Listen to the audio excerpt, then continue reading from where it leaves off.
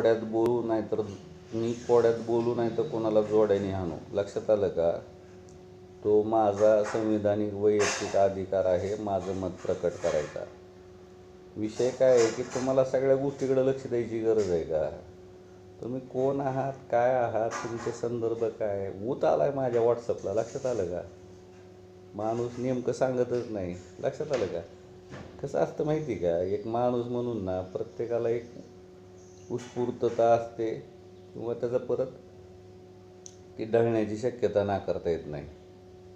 शक्तिपीठचा जर विषय असेल तर पेवापासून आसोला परिसरपर्यंत किंवा पुढं तुमच्या इथं रातंजणपासून अगदी शेवटपर्यंत, म्हणजे धाराशिव जिल्हा संपला की तुळजापूरचं निंबाळक वगैरे त्या गावाच्या तिथून आपण सांगितलेलं आहे. नेमकं काय पाहिजे ते सांगा हो.